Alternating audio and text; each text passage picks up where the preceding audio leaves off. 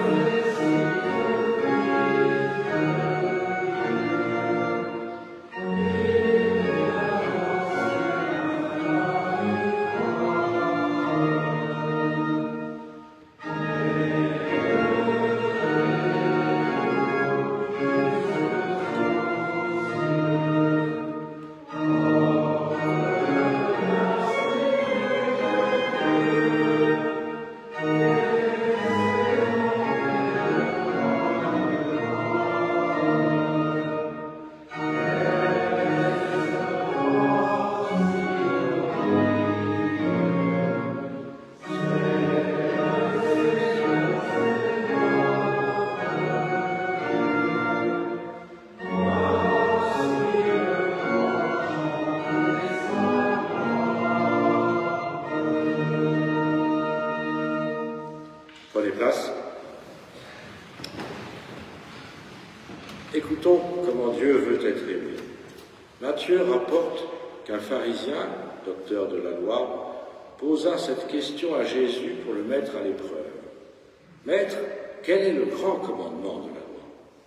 Jésus lui répondit, « Tu aimeras le Seigneur ton Dieu de tout ton cœur, de toute ton âme, de toute ta force et de toute ta pensée. Voilà le grand commandement. Et voici le second commandement, qui lui est semblable. Tu aimeras ton prochain comme toi-même. De ces deux commandements dépendent toute la loi et les prophètes.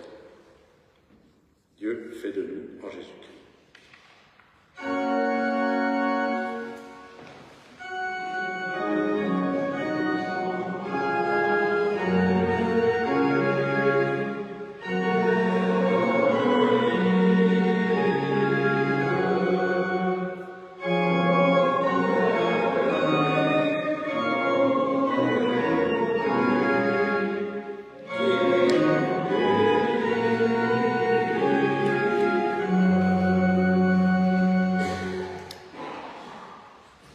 Reconnaissons notre péché. Pardonne-nous, Seigneur, car comme Paul, nous faisons si souvent le mal que nous ne voulons pas faire, et nous ne faisons pas le bien que nous voudrions faire. Pardonne-nous nos silences quand il fallait agir. Pardonne-nous nos vaines paroles. Je me suis trompé. Pardonne-nous nos silences quand il fallait parler. Pardonne-nous nos vaines paroles quand il fallait agir. Pardonne-nous d'avoir confondu ton évangile avec nos prétendues sagesses. Pardonne-nous d'avoir limité notre service à ceux qui nous plaisent et de ne pas avoir aidé ceux qui nous sont indifférents ou hostiles. Pardonne-nous et aide-nous afin que nous apprenions chaque jour à mieux t'aimer et à mieux aimer notre prochain. Amen.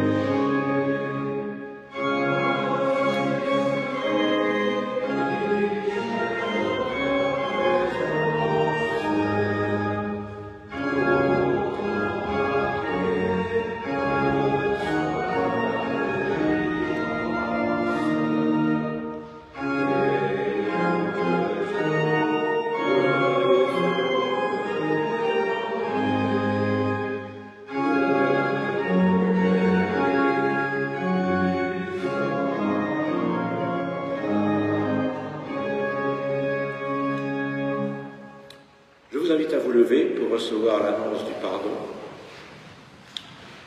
Quand les montagnes s'effondreraient, dit Dieu, quand les collines chancelleraient, ma bonté pour toi ne faiblira pas, et mon alliance de paix ne sera pas ébranlée.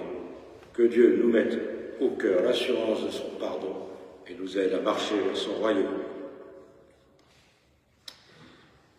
La suite. Nous chantons notre reconnaissance avec le cantique 212. Nous l'avons chanté la semaine dernière, mais ce n'est pas une interdiction. Et j'ai trouvé qu'il correspondait bien à ce que je vais vous dire tout à l'heure. Donc, pour ceux qui étaient là la semaine dernière, c'était une répétition. Là, vous pourrez le chanter encore mieux.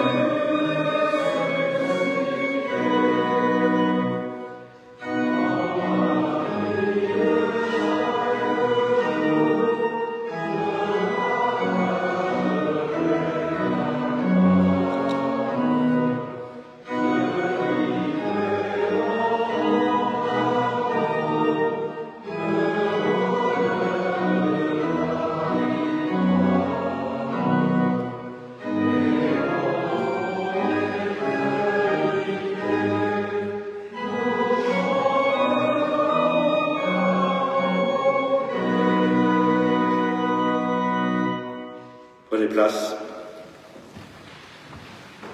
Au moment d'ouvrir ton livre, Seigneur, nous te prions. Nous te prions de nous donner la foi et l'intelligence de ces textes que des hommes entre le Xe siècle avant notre ère et le 1er siècle après ton Fils ont rédigés, inspirés par toi, mais qu'ils ont pu voir ou déformer à travers le prisme des époques où ils vivaient. Permets-nous de percer le brouillard du temps. Je vous invite à écouter 3 textes tirés de la première épître de Paul aux Corinthiens, tous les 3 dans le même chapitre 15. Alors, chapitre 15, versets 3 à 8. Je vous ai transmis en premier lieu ce que j'avais reçu moi-même. Christ est mort pour nos péchés. Il est ressuscité le 3e jour, selon les Écritures. Il est apparu à Céphas, puis aux 12. Ensuite, il est apparu à plus de 500 frères à la fois. La plupart sont encore vivants, et quelques-uns sont morts. Ensuite, il est apparu à Jacques, puis à tous les apôtres. En tout dernier lieu, il m'est apparu à moi, l'avortant. Un peu plus loin, donc les versets 12 à 23, du même chapitre de la même épître. Si l'on proclame que Christ est ressuscité des morts, comment certains d'entre vous disent-ils qu'il n'y a pas de résurrection des morts? S'il n'y a pas de résurrection des morts, Christ non plus n'est pas ressuscité. Et si Christ n'est pas ressuscité, notre prédication est vide, et vide aussi votre foi. Il se trouve même que nous sommes de faux témoins de Dieu, car nous avons porté un contre-témoignage en affirmant que Dieu a ressuscité le Christ, alors que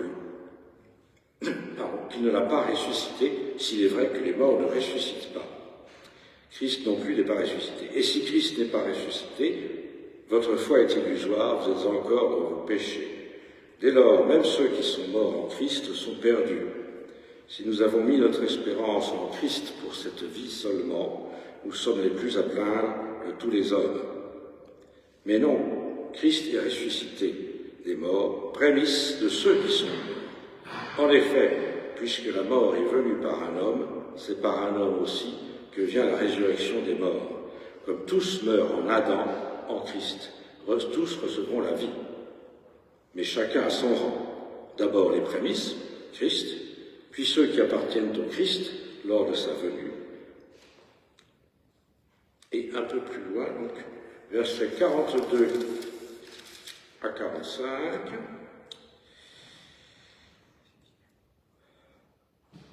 Il en est ainsi pour la résurrection des morts. Ceux corruptibles, on ressuscite incorruptibles.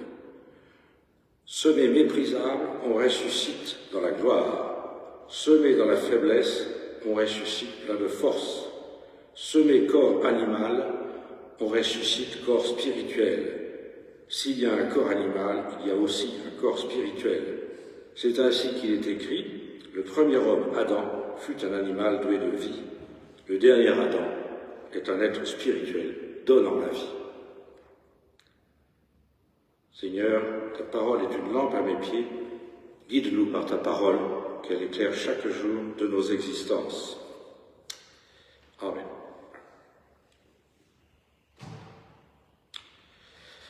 Le temps de Pâques, où nous sommes encore, célèbre la résurrection de Jésus. C'est la base du christianisme.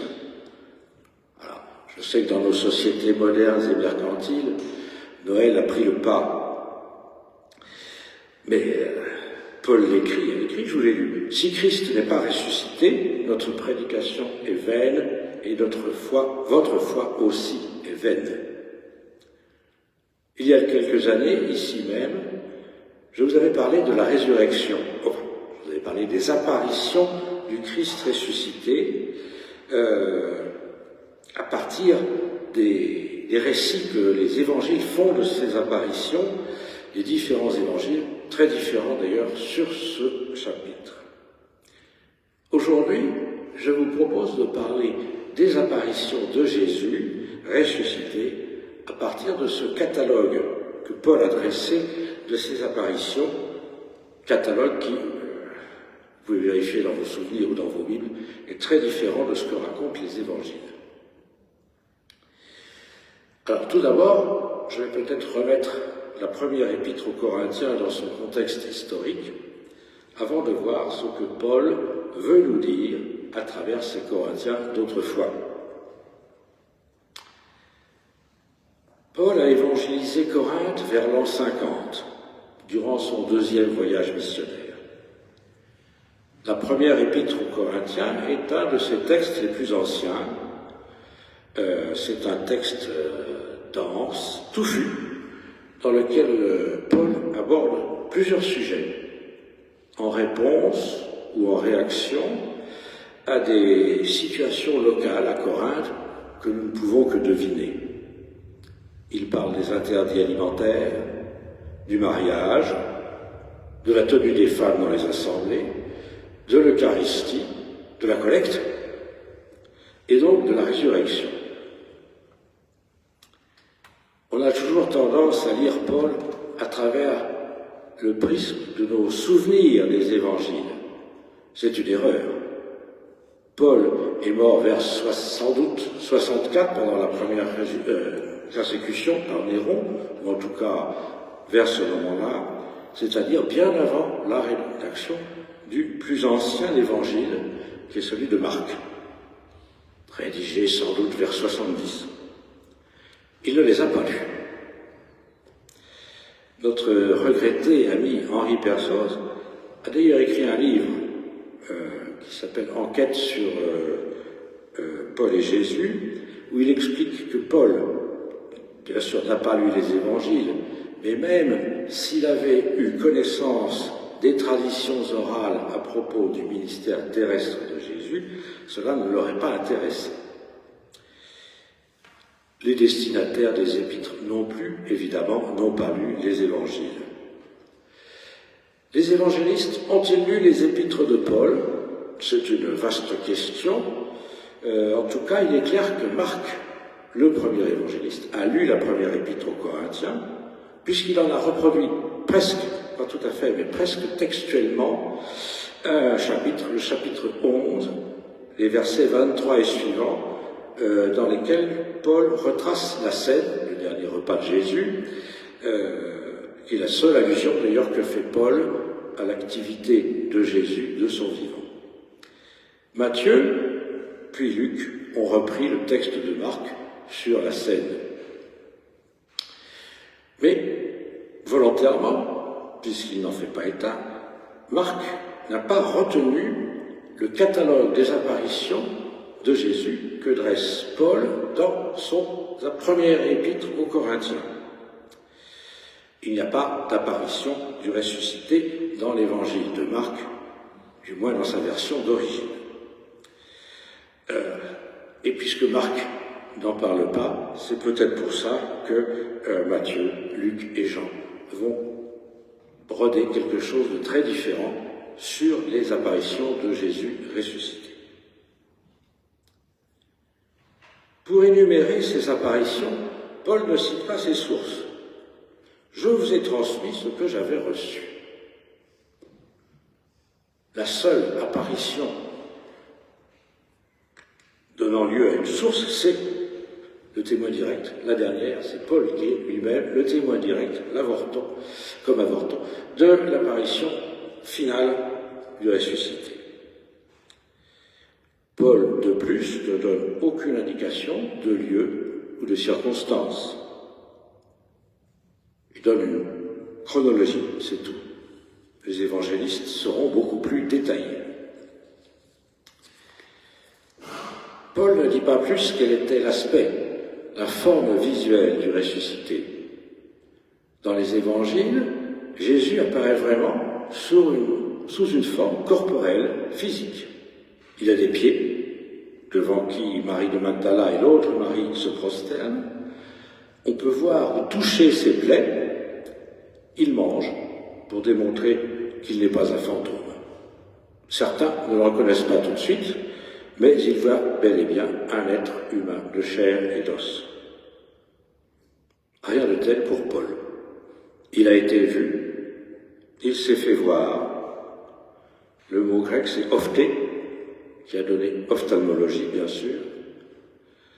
On note que Paul utilise le même terme pour les visions des 12, des 500, de Jacques, des apôtres et de lui-même. Alors que Paul n'a jamais prétendu avoir vu Jésus ressuscité en chair et en os. Et Luc, qui est le biographe de Paul, ne le dit pas non plus. Qu'ont-ils vu? Ils ont vu que Jésus était ressuscité. Nous n'en saurons pas plus. Il est vraisemblable que ce serait une construction intellectuelle de Paul, trop bien construite pour être historique. Vous avez Pierre, Paul l'appelle Céphas, c'est le nom grec. Pierre, les 12 apôtres. On note au passage que Paul n'a jamais entendu parler de la trahison de Judas. Il y a 500 frères à la fois, dont certains sont encore vivants. Puis il y a Jacques, le frère ou demi-frère de Jésus, suivi de ceux que Paul appelle les apôtres. C'est pas comme ça que nous les appelons, mais en réalité, ces apôtres sont le groupe de missionnaires réunis à Jérusalem autour de Jacques. Paul rend ainsi hommage aux deux chefs de la jeune communauté, que l'on n'appelle pas encore chrétienne, Pierre et Jacques, dont il reconnaît l'autorité, même si l'on sait qu'il a eu des rapports parfois très tendus avec eux. Le sens est clair, Paul veut convaincre les Corinthiens, peut-être lui-même, de la résurrection de Jésus. Et pour cela, il invoque des autorités indiscutables, les deux leaders de la communauté, et de témoins directs, les 500, dont la plupart sont encore vivants et que l'on peut donc interroger. Et il se cite lui-même comme témoin oculaire, je l'ai vu. Parce que, il le dit, et je le répète, s'il n'y a pas de résurrection, il n'y a pas de foi en Christ, il n'y a pas de christianisme. Alors, qu'est-ce que la résurrection pour Paul? Les successeurs de Paul, Matthieu, Luc et Jean, pour donner de la crédibilité à leur récit des apparitions du ressuscité, rapportent des petits faits qui font vrai, authentiques. Donnez-moi à manger, touchez mes plaies. Paul reste évasif. Son ressuscité est abstrait, évanescent. Pourquoi? Il le précise peu après, je l'ai lu. La résurrection de Jésus constitue les prémices de la résurrection future des croyants, ceux qui sont déjà endormis et ceux qui le seront. Les évangélistes, certes, annoncent la vie éternelle des croyants, mais Paul parle bien de résurrection. Trop préciser l'aspect physique du ressuscité serait préjuger de notre aspect lorsque nous serons à notre tour ressuscités. C'est un scénario apocalyptique de la fin des temps. Il le dit. Puis ce sera la fin et le dernier ennemi vaincu sera la mort. Dans l'épître aux Romains, Paul précise un peu, Dieu fait vivre les morts et appelle à l'existence ce qui n'existe pas. Et Paul ne s'en tient pas là. Au verset 35, comment les morts ressuscitent-ils? Avec quel corps reviennent-ils? On voit que Paul ne recule pas devant les difficultés. Évidemment, on ne peut pas décrire la vie après la mort. Shakespeare parle du pays non exploré dont aucun voyageur n'a repassé la frontière. C'est dans le monologue d'Hamlet. D'où l'astuce de Paul. Une image tirée de l'agriculture. On est semé dans la corruption et on ressuscite incorruptible. Il n'y a pas de discontinuité entre la graine et la plante. C'est le concept du corps spirituel qui prendra la relève du corps charnel. Il est difficile d'en dire plus.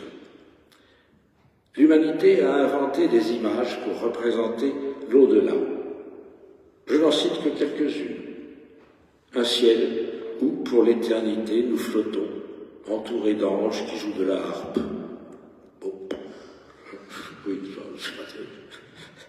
Un banquet divin, le festin de Babette peut-être. Enfin, un banquet éternel pour un corps spirituel.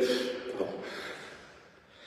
L'écrivain, passons à un écrivain de science-fiction, Philippe Joseph Farmer, dans un cycle romanesque, cycle du fleuve, il a inventé une planète où reviennent à la vie tous les humains, tels qu'ils étaient à l'âge de 25 ans. Bon, mais c'est pas Dieu, c'est une création de démiurges extraterrestres. Eux, les humains, ils croient que c'est Dieu qui les a ressuscités, et sur la roche ils commencent à inventer des armes et à se faire la guerre. Passons. Marc, lui, repris par Matthieu, puis par Luc, rapporte le piège tendu par des Sadducéens à Jésus. Une femme qui a eu 7 époux successifs, 7 frères, selon la loi juive, meurt. Duquel sera-t-elle l'épouse lors de la résurrection? Jésus les rembarre. Après la mort, il n'y aura ni époux ni épouse. Ils seront comme des anges. Bon, c'est encore un peu vague. Hein, Paul reste raisonnable. Il ne précise pas ce qu'est le corps spirituel qu'il annonce. Je ne peux pas en dire plus. Hein. Nous ne saurons ce qu'est l'au-delà, la vie éternelle, que lorsque nous y serons, le plus tard possible. Alors comment conclure sans rester sur ce flou, cette constatation d'ignorance?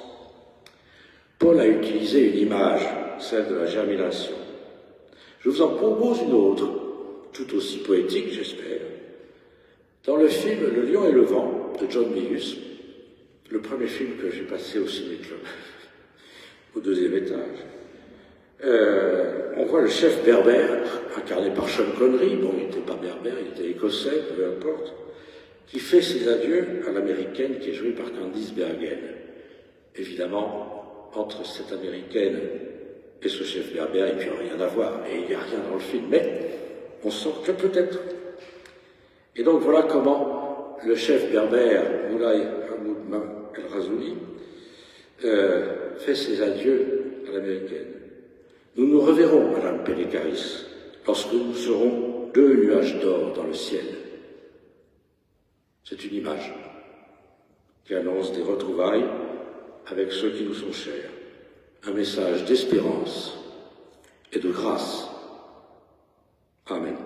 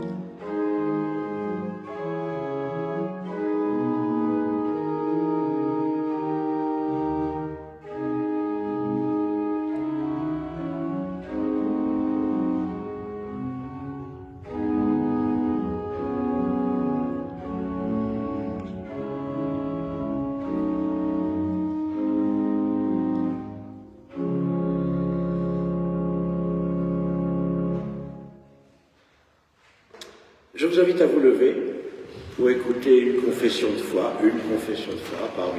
parmi d'autres. Celle-ci, je l'ai trouvée dans le recueil de chants il y a quelques mois, une feuille volante, je crois que ça vient du temple de Versailles.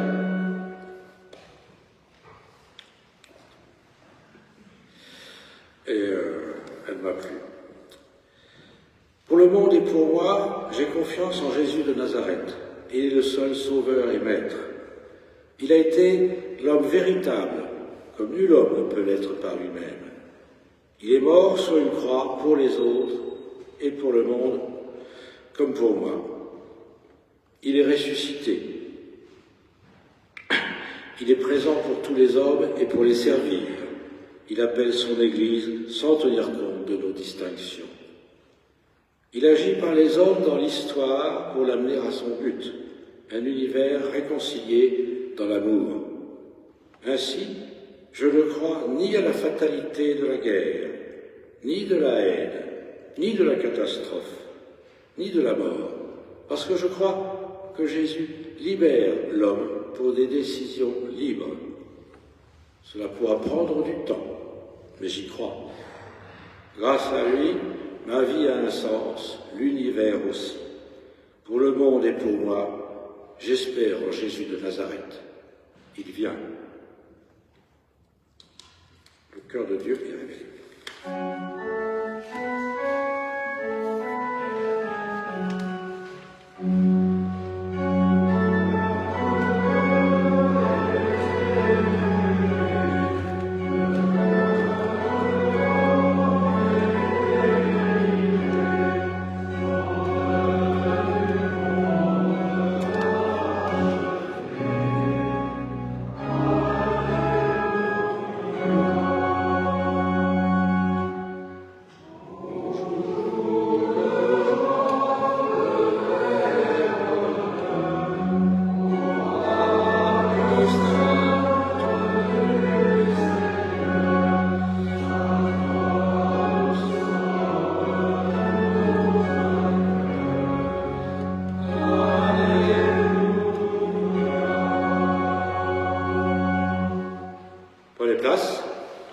C'est le temps des annonces, Monsieur le Président. J'en ai eu l'affaire d'ailleurs. Pour les fins cinéphiles qui sont des habitués du cinéma du Foyer de l'Âme et qui ont l'habitude de venir le premier jeudi du mois, au mois de mai, c'est décalé. Parce que le 2 mai, le premier jeudi, c'est le 2 mai. Donc vous imaginez bien qu'il y a un pont. Le deuxième jeudi, c'est l'Ascension. Le troisième jeudi, la salle est prise. Donc ce sera le quatrième jeudi, 23 mai. 23 mai, c'est facile à retenir, c'est la Saint-Didier.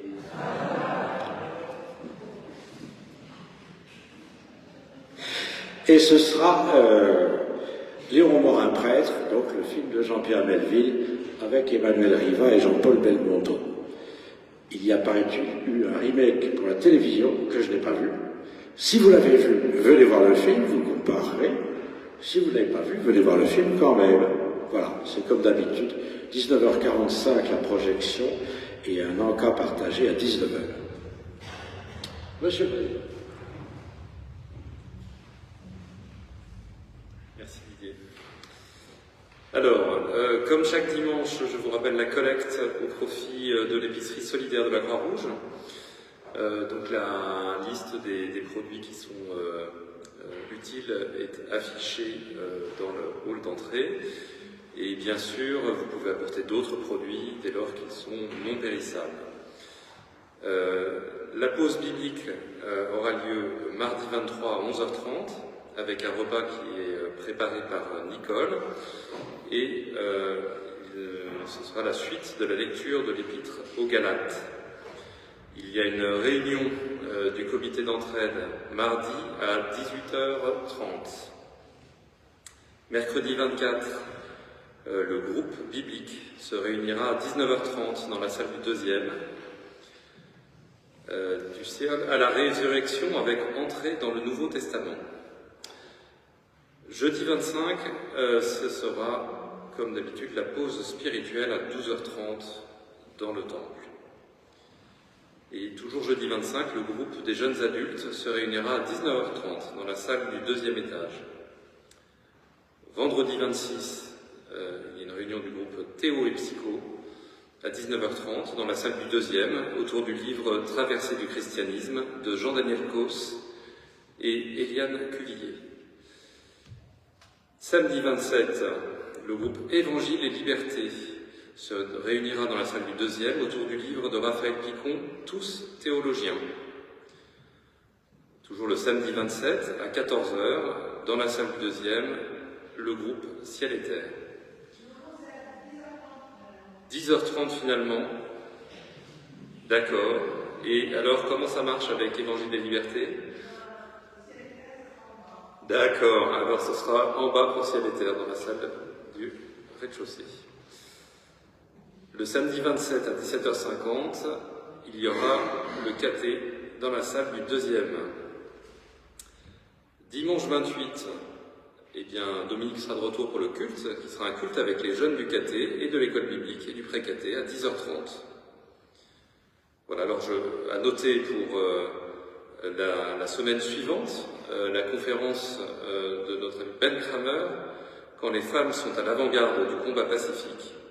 C'est à 19h30 dans le temple. Ce sera suivi d'un repas dans la salle du 2e étage, un repas tiré des sacs. Chacun apporte quelque chose à manger et on partage. Et vous trouverez des petits flyers sur la table située à l'entrée. Et enfin, je vous rappelle un peu plus loin le rassemblement Terre d'Espérance, le rassemblement régional à Boissy-Saint-Léger, le samedi 4 mai, toute la journée. Voilà, alors il y a quelques autres annonces qui commencent. Alors. S'il y a des personnes qui viennent mardi à la pause biblique, qui viennent à 11h30 pour déjeuner et qui ne sont pas inscrites, merci de vous signaler auprès de moi à la fin du culte. Voilà, alors Antoine va vous faire un petit message.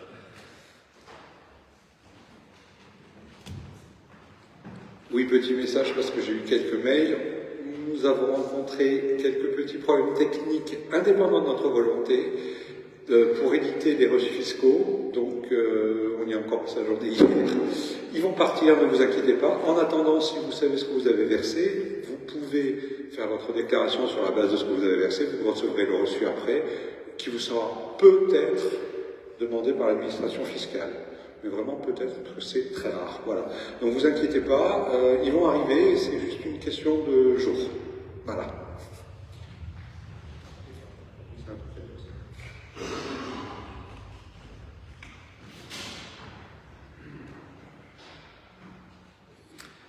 Je vous rappelle que j'ai le plaisir de vous proposer une journée à Rouen et l'abbaye de Jumièges samedi 1er juin. Voilà, il reste des places. Si le soleil est avec nous, ça peut être absolument enchanteur. On partirait à plusieurs voitures parce que l'abbaye de Jumièges n'est guère accessible par les transports en commun. On visiterait cette abbaye qui est absolument merveilleuse, des ruines romantiques, un lieu où souffle l'esprit. On pique-niquerait dans le parc magnifique de l'abbaye. Puis on s'acheminerait vers Rouen pour visiter le musée des Beaux-Arts, qui est juste un des plus beaux musées des Beaux-Arts de France, avec une collection de peintures anciennes, peintures impressionnistes. On se promènerait dans la ville, les belles églises médiévales, voilà. Donc ça promet d'être une très belle journée. Si vous êtes intéressé, vous pouvez venir me voir à la fin de ce culte. Vous pouvez aussi m'écrire, mon adresse mail figure dans le bulletin de l'amitié de ce mois-ci, qui je pense est encore disponible à l'entrée.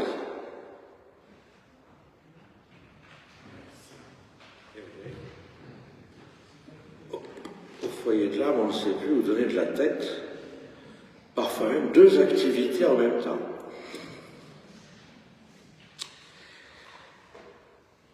C'est le moment de l'offrande.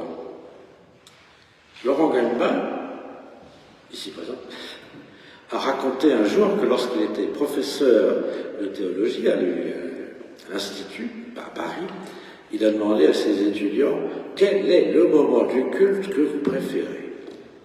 Alors, il y en a qui ont dit évidemment la prédication, le Notre Père, le psaume, et il paraît qu'il y en a un qui a dit moi ce que je préfère c'est l'offrande, parce que j'ai le sentiment de partager et de communier avec les autres. Et donc cette joie va vous être offerte. Donc pendant l'offrande, si vous voulez bien vous lever et chanter le cantique 266, « Ô Jésus, mon frère ».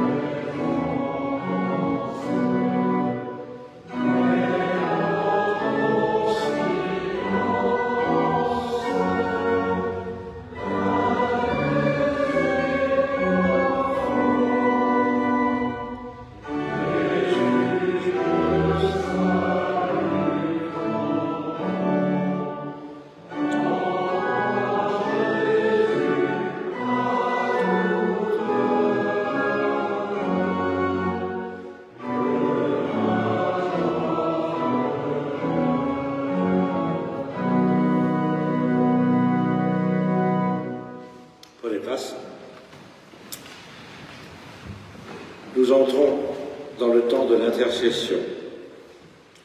Notre Père, nous te prions pour celles et ceux qui ont faim. Fais-nous découvrir la joie du partage. Nous te prions pour les immigrés et les exilés. Prépare-nous à les accueillir avec toutes leurs différences. Nous te prions pour ceux qui sont seuls. Conduis-nous à leur rencontre. Nous te prions pour les prisonniers. Rappelle-nous qu'ils ont droit au respect. Nous te prions pour les malades. Inspire-nous de leur offrir notre appui. Et nous te prions, dans le secret de nos cœurs, pour ceux qui nous sont chers.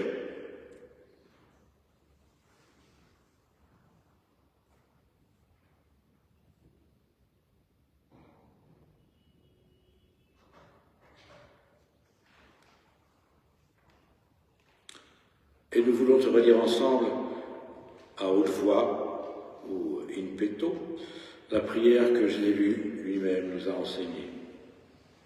Notre Père, qui es aux cieux, que ton nom soit sanctifié, que ton règne vienne, que ta volonté soit faite sur la terre comme au ciel. Donne-nous aujourd'hui notre pain de ce jour. Pardonne-nous nos offenses, comme nous pardonnons aussi à ceux qui nous ont offensés. Et ne nous laisse pas entrer en tentation, mais délivre-nous du mal, car c'est à toi qu'appartiennent le règne, la puissance et la gloire au siècle des siècles. Amen. Je vous invite à vous lever pour recevoir l'exhortation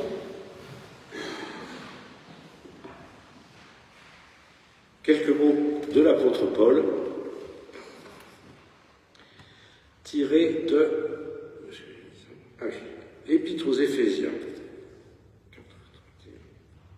chapitre 4, les versets 31 et 32. Amertume, irritation, colère, éclat de voix, injure, tout cela doit disparaître de chez vous, comme toute espèce de méchanceté. Soyez bons les uns pour les autres, ayez du cœur, pardonnez-vous mutuellement, comme Dieu vous a pardonné en Christ. Craindrais-je encore?